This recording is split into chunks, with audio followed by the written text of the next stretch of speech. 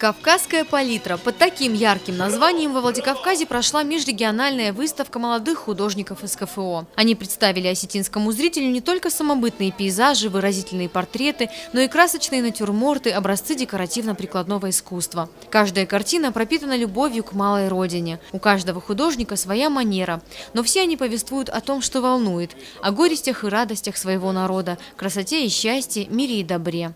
Я представляю художников Карачаево-Черкесии, конкретно художников из СКГТА и КЧГУ. Но сегодня я себя позиционирую не только как курьер, но и также как и художник. Я вот стою на фоне своей работы.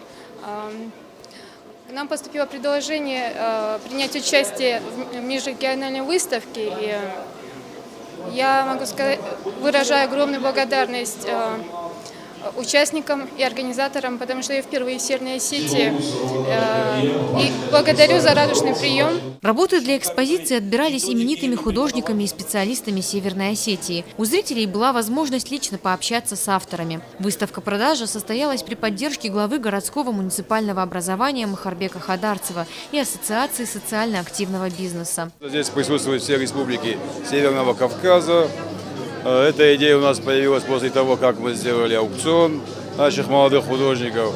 Поэтому этот проект, который мы начали, продолжается. И вот это второй этап этого проекта. Планируется, что такие экспозиции станут ежегодными. Расширится и география участников. Художников будут приглашать не только из соседних республик, но и со всей России, что значительно обогатит культурную копилку республики. Залина Губурова, Тиснатин Музашвили, Олег Рамонов, Осетия ТВ.